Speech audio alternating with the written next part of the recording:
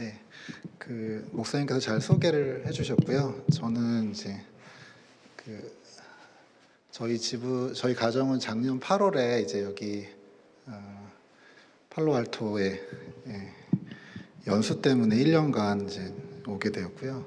지금 벌써 한 9개월 이상 지났습니다. 한국에 있을 때는 정신과 의사였는데 여기 미국에 와서는 그냥 영어 못하는 동네 아저씨로 살고 있습니다. 그래서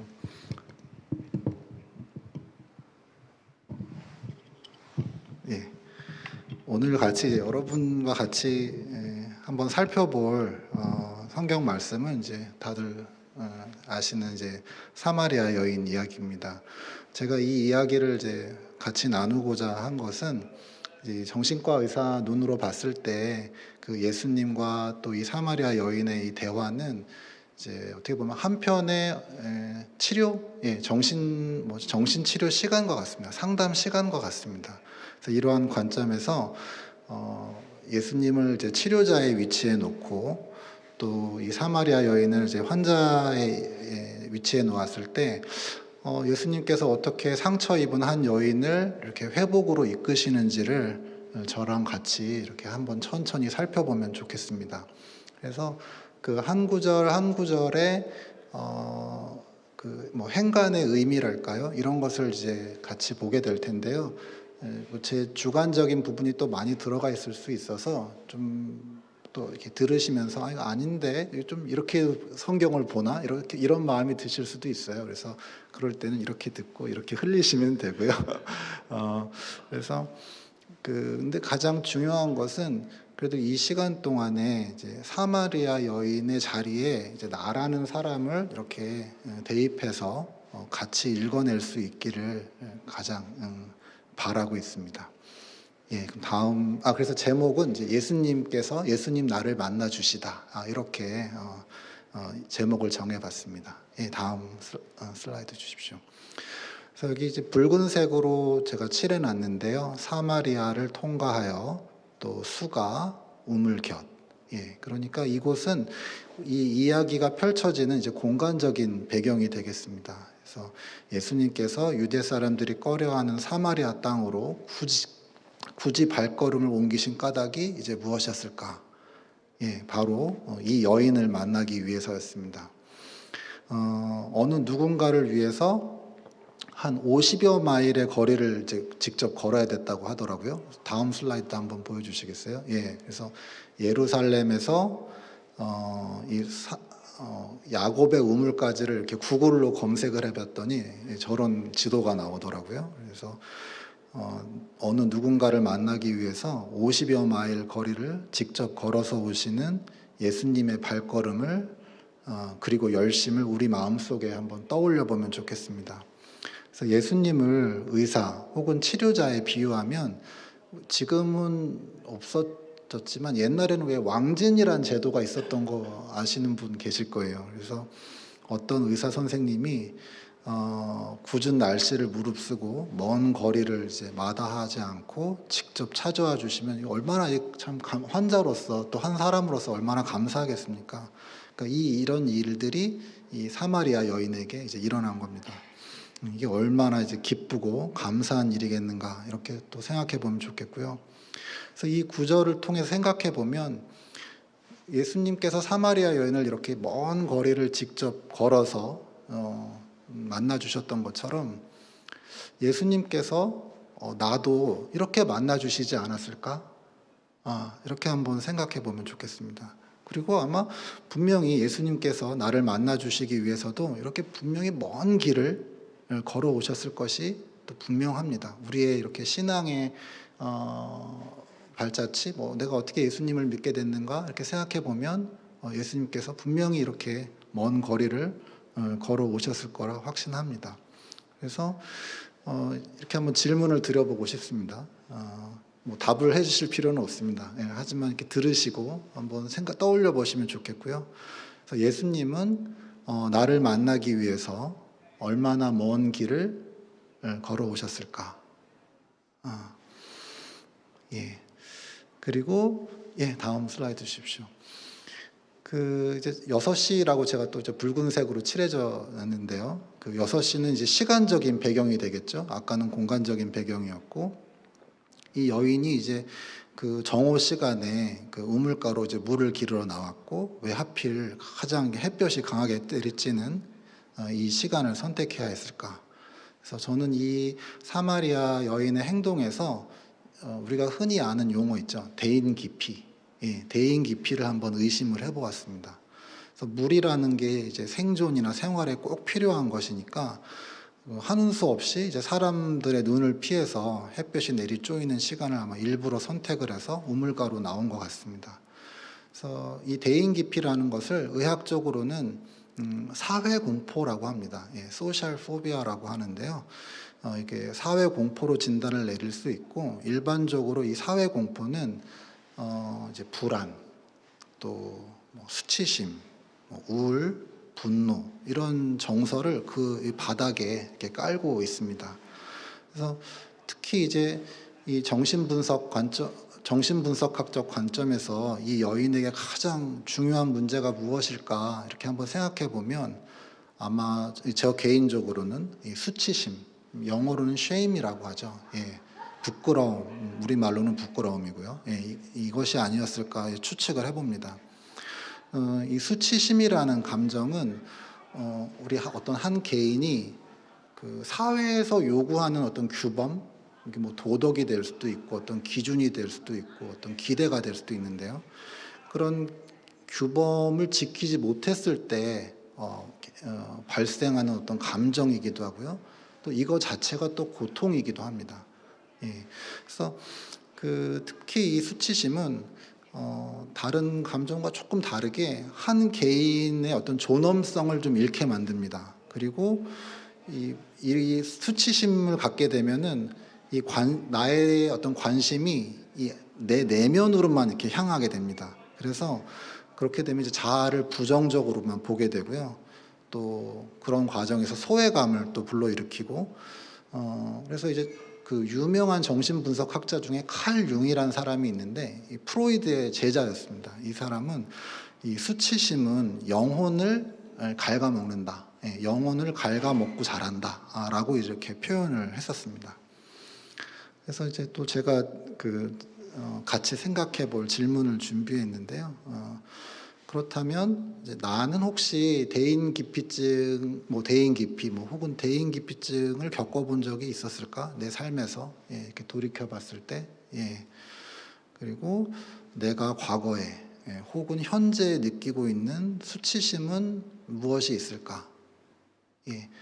내가 대인 기피를 경험한 적이 있고 수치심을 지금 경험하거나 과거에 경험해 본 적이 있다면, 정말 그야말로 나를 이 사마리아 여인의 자리에 충분히 올려놓을 자격이 되는 거죠.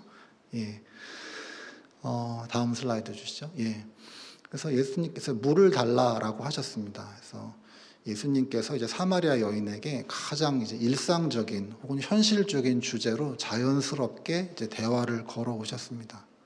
그래서 이런 구절을 읽으면서 아마 예수님께서 우리를 만나 주신다면 우리가 정말 절실한 아주 현실적인 주제로 다가오실 것 같다라고 이제 생각을 했었고요. 저 역시 이 부분을 이렇게 보면서 그러면 예수님께서 나에게도 이렇게 절실한 주제로 말을 걸어오신 일이 있었을까? 이렇게 한번 생각을 좀 더 해봤습니다. 그래서 제 개인적인 경험을 말씀드리는 것을 좀 양해해 주시길 바랍니다. 그래서 작년 이제 봄이었습니다. 그래서 미국 연수를 준비하는 과정에서 저의 최대 관심사는 이제 돈이었습니다. 그래서 앞으로 이제 1년간은 이제 벌이 없이 생활을 해야 된다는 사실 자체도 큰 부담이었는데, 미국의 이제 물가, 임대료 이런 게 정말 살인적이다라는 걸 알고서는 이제 고민이 더 커졌었습니다. 그래서 거의 그 생각만 하면서 몇 달을 이렇게 지낸 것 같습니다. 그래서 틈만 나면 이제 예산 계획, 엑셀로 이제 파일을 만들어 가지고 계속 그걸 반복해서 보는 게 이제 제 일상이었는데요. 그런 와중에 이제 한 이맘때 한 6월쯤 된 것 같습니다. 그때 이제 한 선배님께서 제 연수 소식을 이제 듣고서는 뭐 자기 일처럼 굉장히 기뻐해 주시는 거예요. 그래서 또 기도해 주시고 싶다고 하면서 이제 저희 병원으로 이제 직접 찾아와 주셨습니다. 그래서 같이 이제 식사를 다 하고 이제 정리할 때쯤에 이제 그 선배가 이제 기도를 해주겠다고 이렇게 저한테 얘기를 해주시면서 저한테 이렇게 물어보셨어요. 동훈아, 너 예수님께서 지금 너에게 이제 가장 무엇이 필요한지 물으신다면 너 뭐라고 대답할래? 예, 뭐가 필요하다고 얘기할래? 라고 이렇게 말씀을 주셨어요. 근데 저는 지금도 그 잊지 못하는 게 그 선배의 표정이 정말 그 눈빛이며 그 표정이 정말 제가 얘기하면은 다 뭐 주실 것 같은 그런 느낌이었어요. 예. 근데 그때 그 눈빛을 보면서 제가 그냥 말이 불쑥 튀어나왔던 게 저 5천만 더 있었으면 좋겠어요. 딱 그랬어요. 예, 그래서 그 말이 그냥 불쑥 내뱉어졌는데 그와 동시에 그냥 제 눈에서 눈물이 그냥 확 터져 나왔어요. 예, 그래서 그때 이제 제가 느꼈던 것이 5천만 원이 예수님 앞에서 얼마나 작은 것인가. 그리고 그 전에 그렇게 이제 필요하다고 생각됐던 것이 잠시나마 정말 가볍게 그리고 작게 느껴졌었고, 또 이제 저 스스로도 결국 내가 내 마음의 어떤 평안을 돈 5천만 원에 살 수도 있고 팔 수도 있는 그런 사람이구나 하는 거를 참 이렇게 깨달았었습니다. 그래서 미국 연수라는 게 제가 사실은 그 전에 한 1년 이상 새벽 기도하면서 강구했던 기도 제목이었고, 어떻게 극적으로 이제 기도 응답을 참 받고 이제 오게 되었을 때 보게 되었는데, 막상 이제 연수를 이렇게 준비하는 과정에 있어서는 예수님이 제 마음속에 없었고 그냥 나라는 사람이 이걸 어떻게 잘 해결을 하고 극복해야 될 것인가만 그 생각만 있었던 것 같습니다.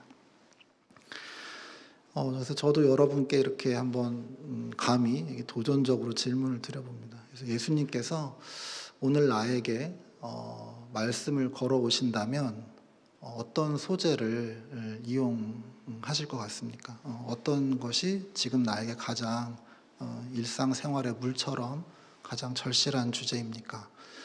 이렇게 한번 조심스럽게 여쭤봅니다. 예, 다음 슬라이드 주십시오. 예, 그래서 그 제자들이 이제 먹을 것을 사러 이제 동네로 들어갔고, 우물가에는 예수님과 사마리아 여인 이제 둘만 남았습니다. 그래서 어떻게 보면 가장 깊은 대화를 위한 환경이 이제 자연스럽게 마련이 된 것입니다. 저는 이제 이 구절을 읽으면서 예수님께서 계획적으로 이제 제자들을 옆으로 물리셨구나라고 생각을 했습니다.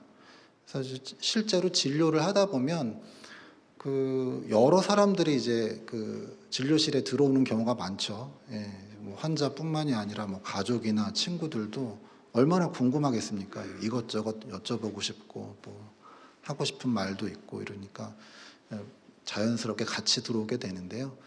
그래서 같이 들어오는 게 의사 입장에서는 좋기도 합니다. 왜냐하면은 다른 사람 의견도 들을 수 있고 또 서로 간에 어떻게 이제 상호작용하는지를 볼 수가 있거든요. 예, 아이가 엄마 옆에 바짝 붙어 앉아 있는지, 뭐 그 남편이랑 아내가 들어오면은 두 사람의 표정이 어떤지 이런 거 보면은 이제 많은 정보를 얻을 수가 있죠. 근데 하지만 그 정작 이제 환자와 이제 진지하고 이제 깊은 대화를 해야 되면은 이제 어느 의사나 마찬가지로 이렇게 말할 겁니다. 이제 보호자분들은 밖에 나가 계시고, 예, 잠시 기다려 주시고 이제 환자분만 여기 이제 앉아 계시면 되겠습니다. 이렇게 말씀을 분명히 할 겁니다.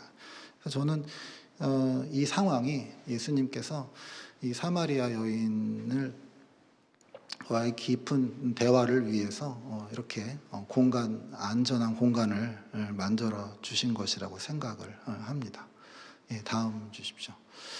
그래서 그 사마리아 여자가 이르되 당신은 유대인으로서 어찌하여 사마리아의 여자인 나에게 물을 달라 하나이까라고 이제 얘기를 했습니다. 그래서 우리는 이 이야기를 통해서 그녀가 갖고 있는 이제 예수님에 대한 어떤 경계심, 혹은 이제 분노감을 읽어낼 수가 있습니다. 이것은 어떻게 보면 유대와 사마리아라는 이 두 민족, 이 나라와의 어떤 민족적인 역사적인 갈등 뭐 이런 것을 소재로 해서 표현을 하고 있죠.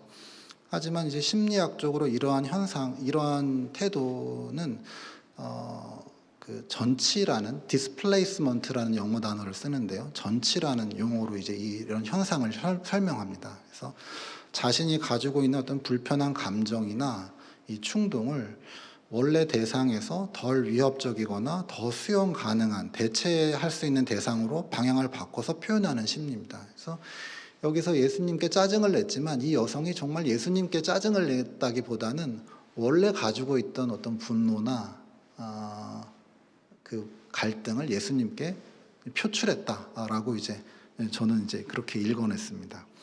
그래서 우리나라 속담에서는 그런 거죠. 종로에서 뺨 맞았는데 한강에 가서 눈을 긴다. 이런 표현이 되겠습니다.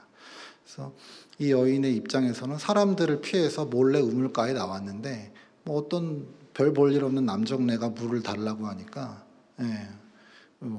또 화가 났을 수 있겠죠. 하지만 이게 이 사람에 대한 진정한 화라기보다는 이 내면에 계속 가지고 있던 화가 표출된 것이 아닌가 이렇게 생각을 해봤습니다.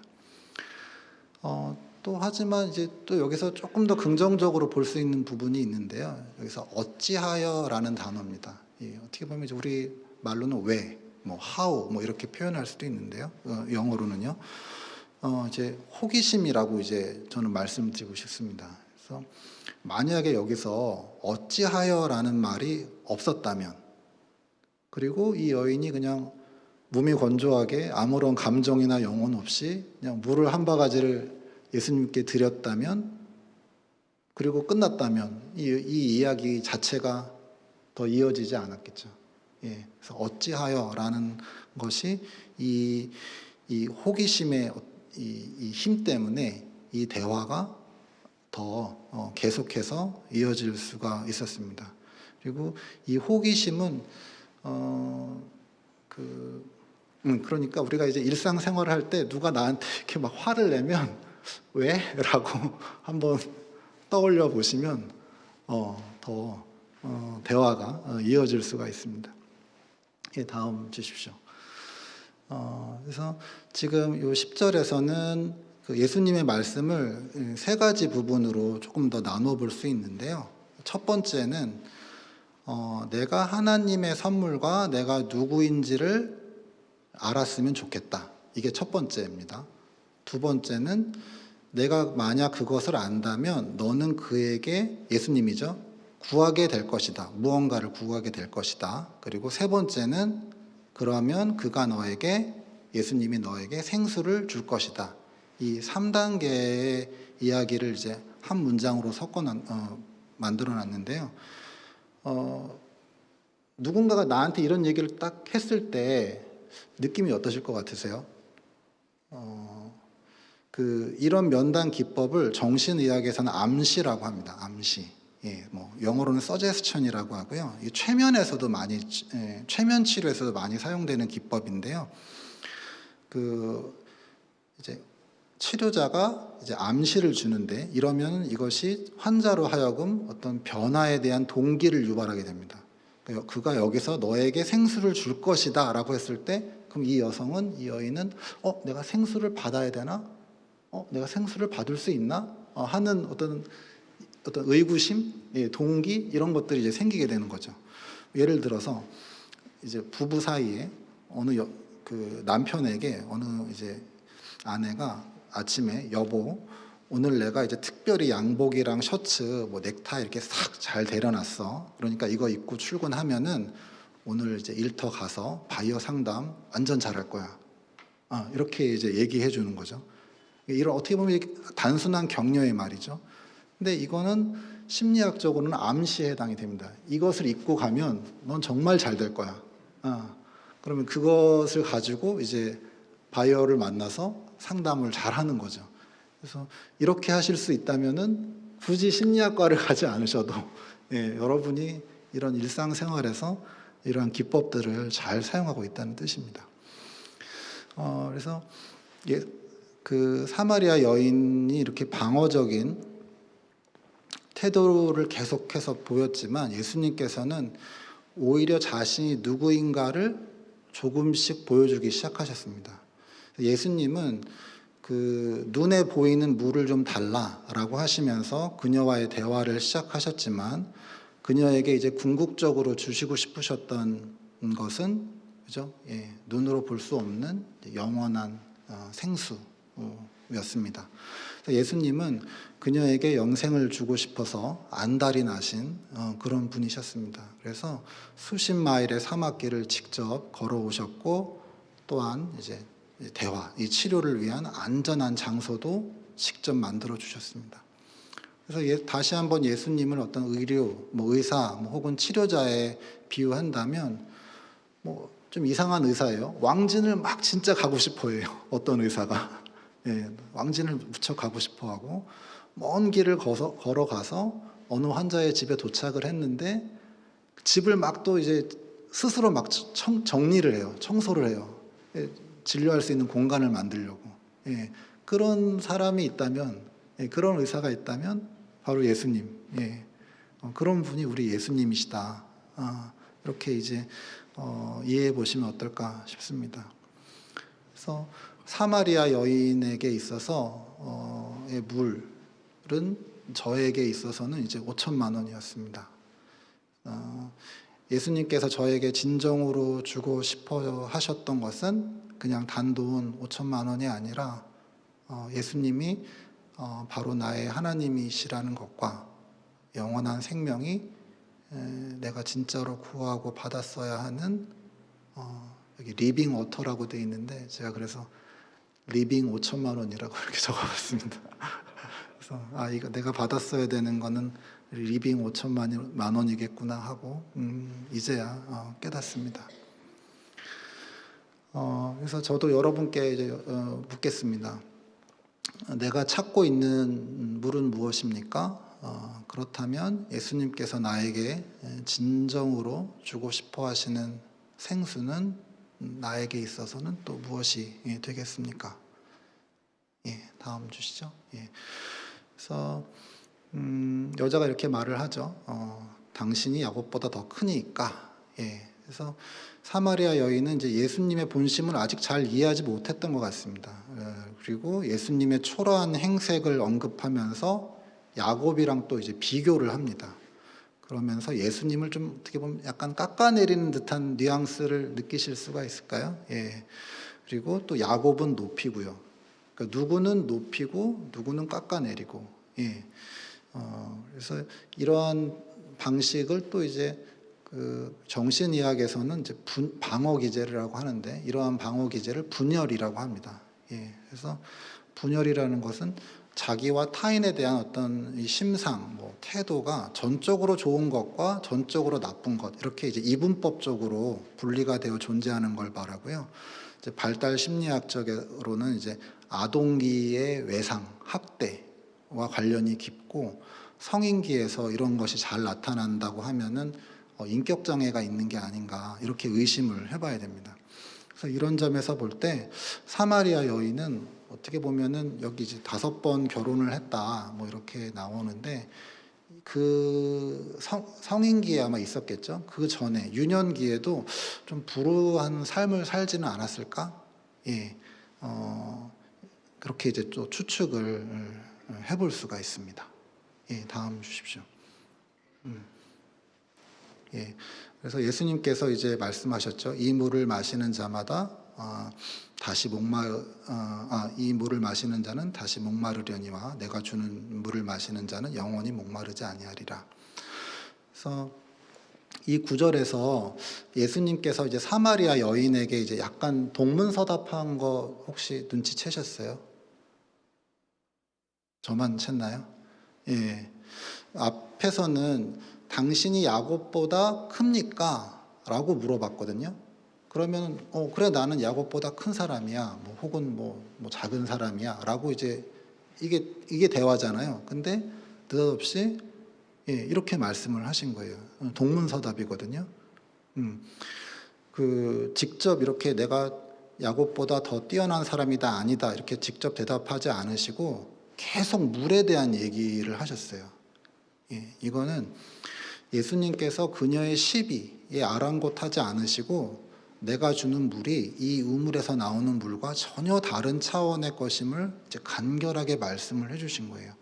그래서 대화가 다른 쪽, 뭐 야곱이 크냐, 예수님이 크냐, 뭐 이쪽으로 빠질 수 있었던 것을 이 물에 대한 것으로 너의 진짜 문제, 너를 위한 물, 너에 대한 부분으로 계속해서 이 대화를 치료 시간을 이끌어가고 계신 거예요.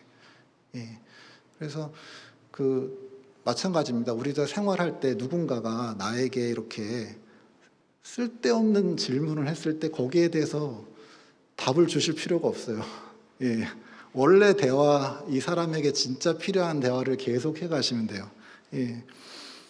그래서 우리도 예수님께 기도를 할 때 자기 중심의 기도를 하지 않습니까? 저는 이제 5천만 원을 달라고 기도했었는데, 그래서 성령님께서 나의 간구, 기도를 내 중심이 아니라 예수님께서 계속 물에 대해서 강조하셨듯이, 예, 내 중심, 예수님 중심으로 변화시켜 주시기를 이렇게 기도하면 좋겠습니다. 예, 다음 주십시오. 그래서 이제 예수님, 사마리아 여인이 예수님께서 주시는 영생하도록 솟아나는 샘물에 대해서 이제 조금 관심을 갖기 시작했습니다. 물론 이제 그것의 본질을 다 이해한 것은 아니지만 처음으로 예수님께 그것을 그럼 나도 주십시오. 예, 그래서 나도 여기 목마르지 않고 물 길러 나오지 않도록 해주십시오라고 간구하게 되었습니다. 그래서 9절에는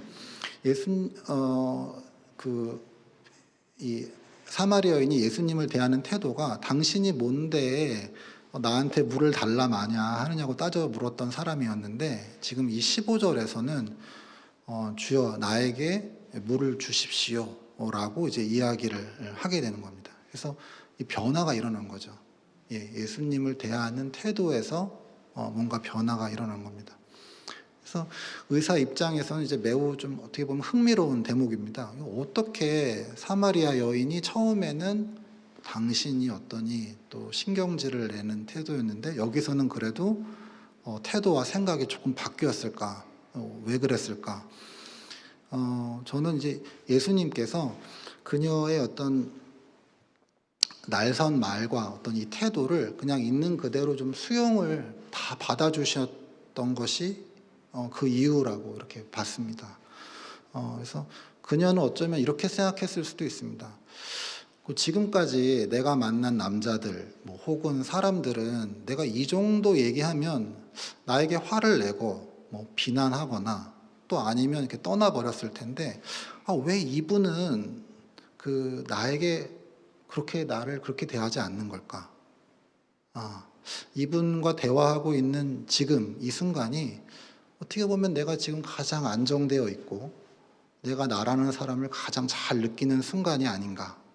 혹시 이게 남들이 말하는 마음의 평화 혹은 안정이라는 게 이런 건가. 이 여인이 이렇게 생각했을 수도 있을 것 같습니다. 근데 그때 예수님께서 느닷없이, 다음 슬라이드 주십시오. 예, 그 여인에게 뜬금없이 남편을 불러오라고 하십니다. 예, 이렇게 대화가 잘 진행이 되고 있었는데 남편을 불러오라고 하십니다. 정신과에서는 이런 치료 기법을 이제 직면 또는 이제 해석이라고 합니다. 예수님은 이제 그녀가 갈급했던 이유와 분노, 수치심의 뿌리를 이제 알고 계셨던 거죠. 예. 그래서 이를 근본적으로 해결해 주시고 싶어 하셨고, 그래서 남편을 불러오라고 하셨습니다. 어떻게 보면 이제 실제 치료 과정에서는 이제 환자로부터 저항이 가장 많이 발생할 수 있는 이제 위태로운 순간이기도 합니다. 기회이기도 하고 위기이기도 합니다. 그래서 이럴 때 이 여인이 버럭 화를 낼 수도 있겠죠. 당신이 뭔데 나한테 남편을 불러오라 마냐, 이렇게 얘기할 수도 있고 거짓말을 할 수도 있고. 예, 그런데요, 저는 이제 이 대목에서 이렇게 좀 질문 드려보고 싶습니다. 가서 내 남편을 불러오라고 말씀하실 때 예수님께서 이 여인에게 어떤 표정과 또 어떤 말투, 또 어떤 자세, 뭐 어떤 음성으로 이렇게 하셨을까 한번 각자 좀 상상을 해봤으면 좋겠습니다. 저랑 비슷한 연배인 분들 중에 이제 그 사극 많이 보신 분 계세요? 그래서 사극에서는 왜 그런 거 있잖아요. 내 이놈, 내 죄를 네가 알렸다, 뭐 이런 거 있지 않습니까? 예, 이런 표정이셨을까? 이런 말투셨을까? 근데 그건 절대 아닐 것 같아요. 예, 그런 표정과 말투는 절대 아니셨을 것 같아요.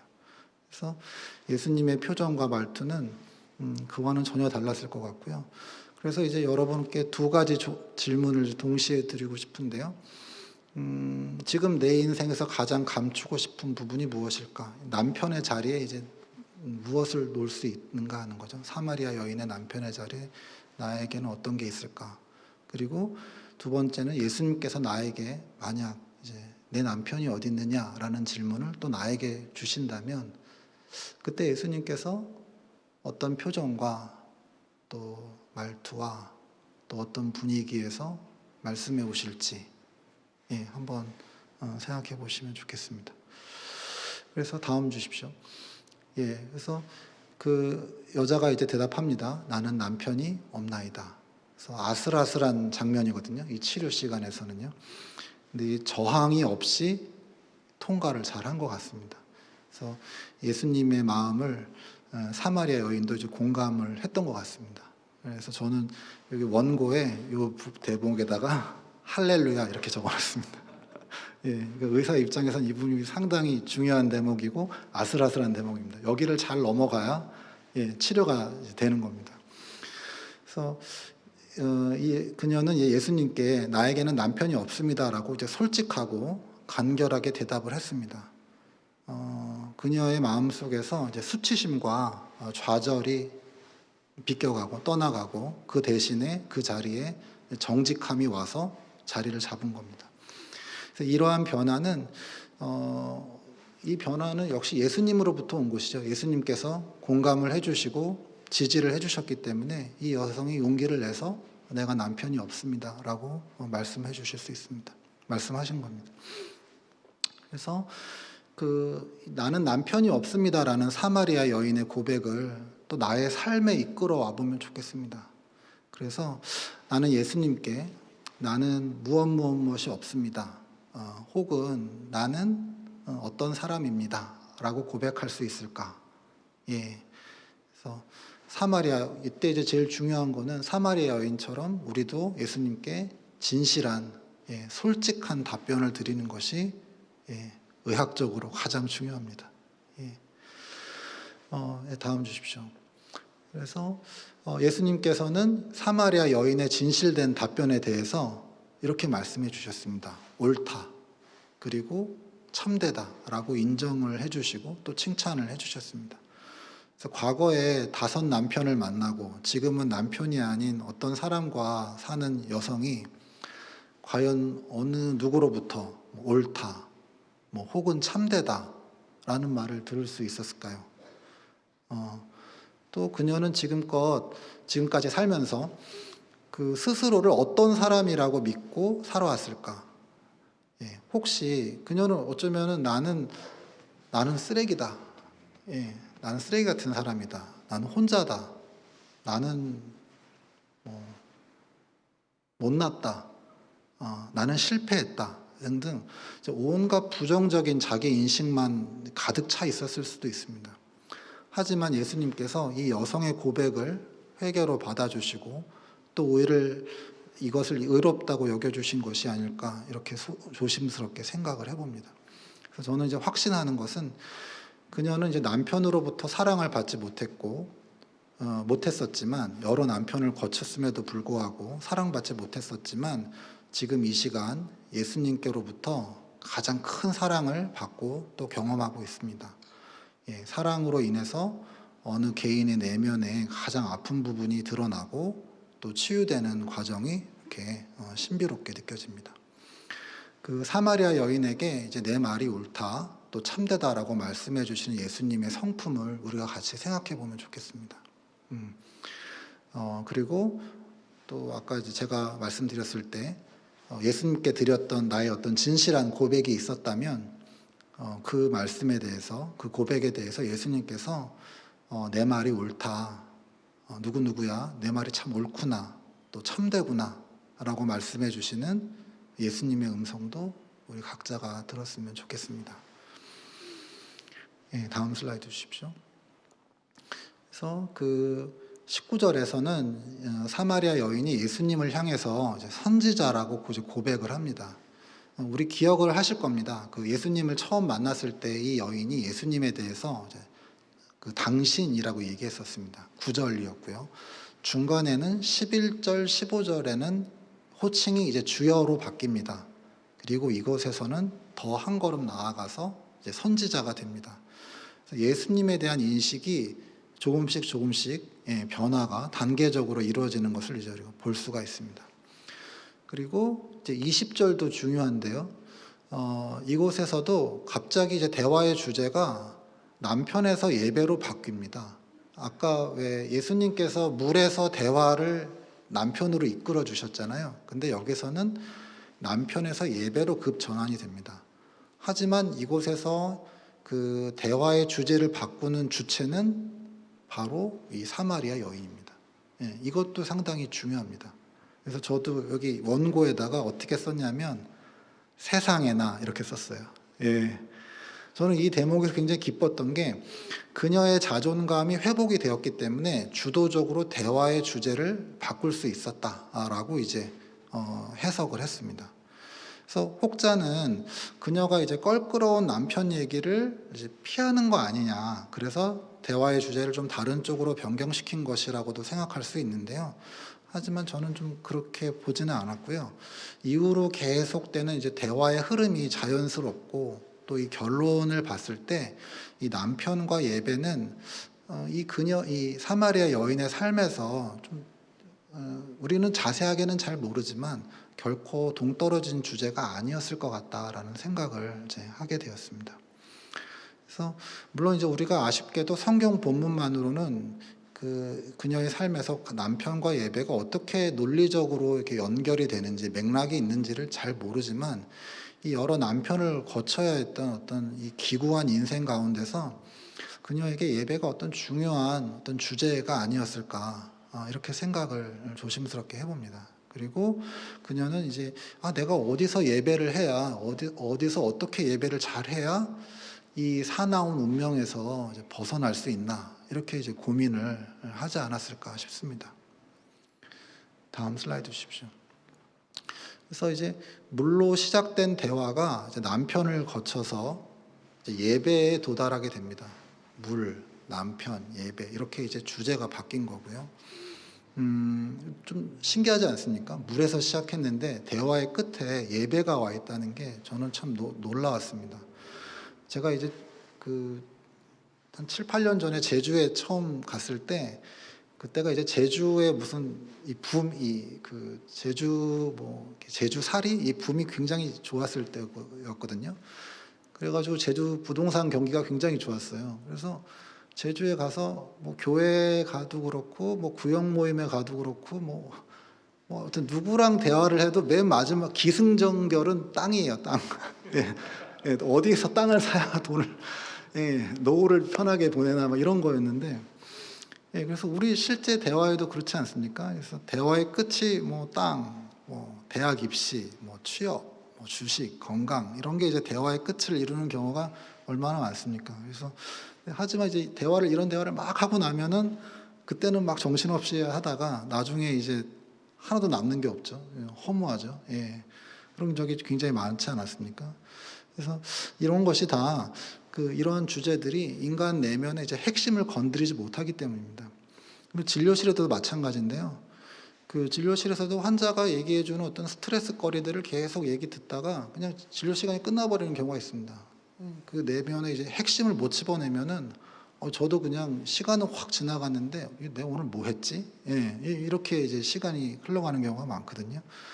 근데 하지만 이 상황에서는 이 여인의 입장에서 이 사마리아 여인으로 다시 돌아갔을 때 지금의 이 사마리아 여인의 마음 상태에서는 어떠한 부정적인 감정이나 이제 생각도 이제 필요가 없어지는 상태가 되고요.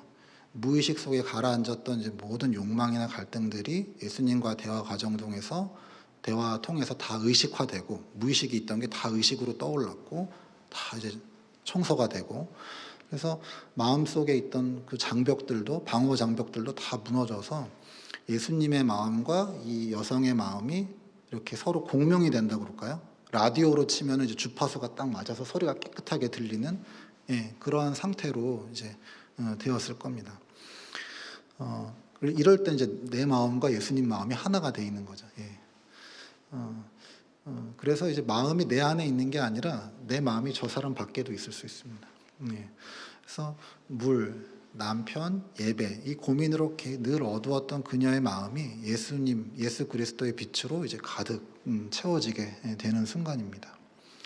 그래서 예수님께서 이제 하나님은 영이시니 예배하는 자가 영과 진리로 예배할지니라라고 말씀하셨습니다. 그래서 이거는 제 영어 성경으로도 한번 적어봤습니다.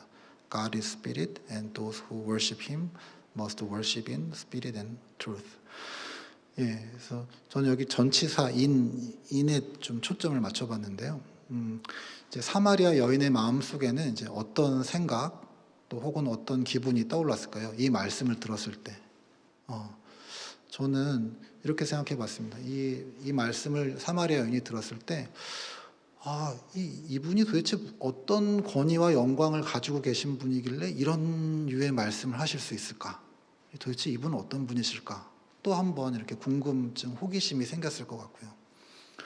또 이 약간 암시적인 부분도 있거든요. 그래서 나도 그러면 앞으로는 하나님께 예배할 때 영과 진리로 예배를 해야 되나 보다. 이렇게. 그리고 또 우리가 하나 또 생각해 볼 것은, 어떻게 보면 모순이라는 주제와도 좀 맞닿는데요. 이 말씀 굉장히 중요한, 우리가 뭐 의미는 잘 모르더라도 중요한 말씀이라는 건 알잖아요. 그래서 예전에 그 성경 그 주일학교 가면은, 저는 어렸을 때 저희 교회에서 이 암송을 해야 밥을 줬거든요. 그런 기억 다 있으시지 않나요? 저만 있나요? 아니죠. 그때 꼭 나오는 말씀이었는데, 이 말씀이 하필 이 예수님과 이 사마리아 여인, 그 천하다고 생각하는 이 사마리아 여인과의 대화에서 이 중요한 말씀이 나왔다는 것이 또 우리에게 어떤 의미를 주는가, 이 부분을 한번 같이 생각해 보면 좋겠습니다. 다음 슬라이드 주십시오. 그래서 여기에서는 저는 이 부분은 이 사마리아 여인이 예수님, 혹시 당신이 우리가 기다리던 메시아가 맞습니까? 혹시 메시아이십니까?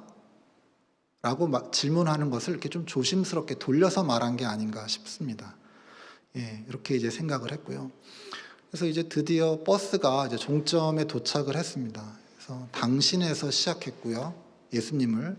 그 다음에 주여라고 물어봤었고, 또 선지자. 근데 이제 메시아까지 왔습니다. 예수님에 대한 이 인식이 이제 계속해서 바뀌고 있습니다. 사마리아 여인을 이제 회복, 치료로 이끌어 주시는 예수님을 찬양합니다.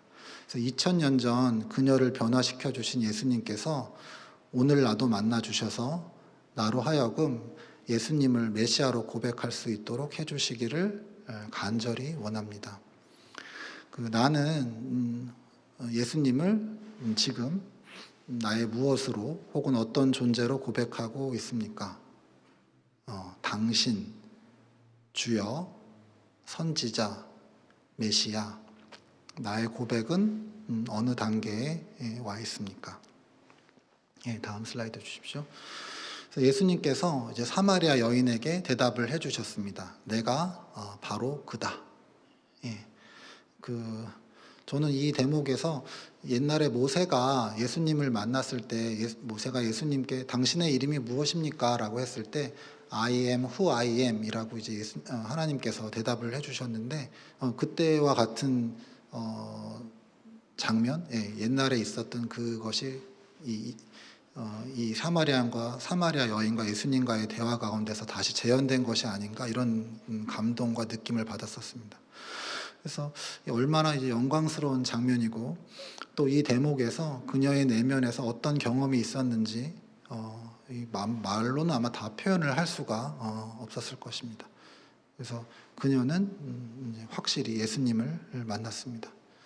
그래서 우리도 이렇게 되면 얼마나 이제 좋겠습니까? 그래서 뭐 성경을 읽는 가운데 또 목사님 말씀 가운데 또 기도하는 가운데서 혹시 예수님이셨습니까? 혹시 지금 성령님이 지나가셨나요? 오셨나요? 그때 그래, 이게 바로 나다 라고 이제 느낄 수 있다면 이게 정말 얼마나 내 마음 가운데 영광과 기쁨이 생길지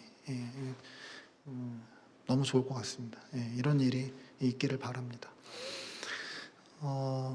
네, 다음 슬라이드 주십시오. 그래서 그 사마리아 여인은 이제 물을 얻기 위해서 우물가에 나왔지만 그것도 이제 아까 우리 아시다시피 사람들을 피해서 땡볕이 내리쬐는 시간에 왔었죠. 근데 이제는 이 여인이 물동이를 버려두고 동네로 이제 들어갑니다. 그리고 예수님을 증거하기 시작했습니다. 그래서 사마리아 여인이 달라진 거죠. 예수님에 대한 그녀의 인식이 당신에서 메시아로 바뀐 것처럼 그녀 또한 스스로에 대한 인식에 있어서 변화가 생긴 것 같습니다. 그렇기 때문에 동네 안으로 달려 들어갈 수가 있었던 것입니다. 그리고 그 인식은 그 나에 대한 인식의 변화가 예수님, 메시아 앞에서 이루어졌기 때문에 앞으로도 변함이 없고 영원할 것 같습니다.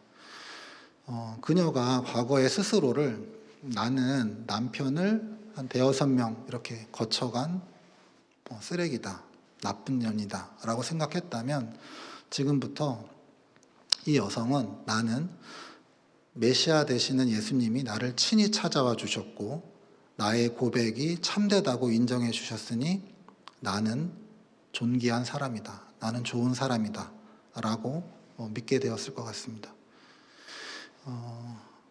예수님을 만난 후 나는 나에 대한 인식과 믿음에서 어떤 변화가 있었을까요? 그리고 그 인식의 변화, 나에 대한 믿음의 변화는 또 어떠한 행동의 변화로 이어졌을까요? 사마리아 여인의 사례로 살펴보면 그 자신에 대한 어떤 인식의 변화와 이 복음의 전도는 뭔가 좀 관련이 있는 것 같습니다. 나에 대한 인식이 변하면은 사마리아 여인처럼 이렇게 동네로 예수님을 전하러 자연스럽게 뛰어가게 되는 게 아닌가 싶습니다. 다음 슬라이드 주십시오. 이거는 이제 예수님과 제자들 간의 대화였는데요. 그런 표현 있잖아요. 엄마들이 아이들이랑 같이 짜장면 먹을 때 모자라면, 돈이 없으면 엄마는 짜장면 안 좋아해, 우리 딸 더 먹어, 뭐 이렇게 말씀 주시잖아요. 그리고 또 뭐 공부 잘해서 오면은 밥 안 먹어도 배불러, 이렇게 말씀 주시는 경우가 있었는데 예수님께서도 이렇게 말씀을 해주시는 것 같습니다. 한번 풀어서 제가 만들어 봤습니다. 제자들아, 조금 전에 한 사마리아 여인이 물동이를 놓고 그리스도가 왔다고 동네로 뛰어 들어가는 것 봤지? 나는 하나님의 뜻을 행하고 또 그 뜻이 이루어지는 것을 보면 뭘 먹은 것도 없는데 이상하게 배가 불러. 그래서 나의 고백과 삶을 통해서 예수님께서 배부르심을 느끼신다면 정말 얼마나 좋을까. 나의 어떤 고백이나 예수님을 행동을 통해서 예수님이 만족해 하신다면 얼마나 좋을까. 이런 생각을 잠시 해봤습니다. 다음 주십시오.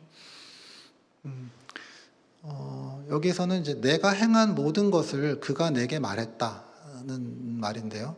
이게 사실은 29절과 39절에 총 2번에 걸쳐서 반복이 되어 있습니다.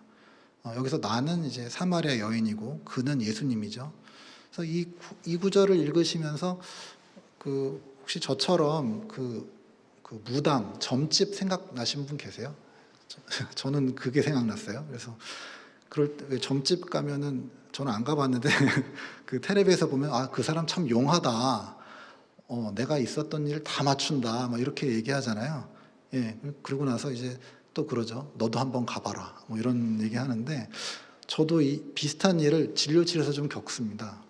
어떤 거냐면, 이 어떻게 보면 칭찬인데요.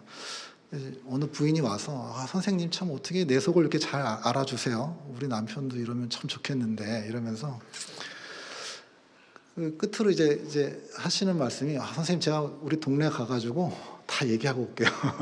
여기 잘 될 거예요. 막 이렇게 이제 얘기를 해주시거든요. 그럼 정말 기분 좋죠. 예. 그래서 그 사마리아 여인도 이렇게 한 것 같습니다. 예. 내가 만난 이 예수님을, 이 용한 예수님을 남에게도 전하고 싶다라는 말씀을 주신 게 아닌가 싶습니다.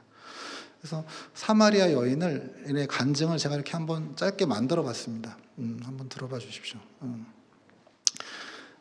읽겠습니다. 저는 지금까지 평생 동안 얼굴을 들고 우물가를 마음 편히 가본 적이 없습니다. 왜냐하면 부끄럽고 불안하고 또 화가 났기 때문입니다. 또한 우울해서 집 밖으로 도저히 한 걸음도 나아갈 수 없었던 날들도 많았습니다. 제가 만난 모든 남자들은 하나같이 정말 최악이었습니다. 이웃 사람들로부터 팔자 사나운 년이라고 손가락질을 받을 때마다 진절머리가 났고, 어느 조상의 예법에 따라 어디에서 어떻게 예배를 하면 이 모진 굴레에서 벗어날 수 있을까만을 늘 생각해 왔습니다. 하지만 예수님께서 이렇게 보잘것없는 제 삶에 먼 길을 걸어 친히 찾아와 주셨습니다. 어떻게 나에게 이런 일이, 그리고 예수님과의 대화를 통해 꽁꽁 숨겨왔던 가시돋친 제 모습을 보게 되었습니다. 지금까지는 과거에 내가 겪었던 온갖 부정적인 일들이 지금 내가 어떤 사람인가를 결정하였습니다. 하지만 이제는 더 이상 그렇지 않습니다. 왜냐하면 예수님께서는 제 모든 죄와 허물을 다 아시면서도 한마디 나무람도 없으셨고, 오히려 제가 하는 수 없이 내뱉은 남편이 없습니다 라는 말에 옳다, 그리고 참되다며 인정해 주셨습니다. 저는 그 순간에 그분의 가장 사랑스러운 아이가 되어 있었습니다.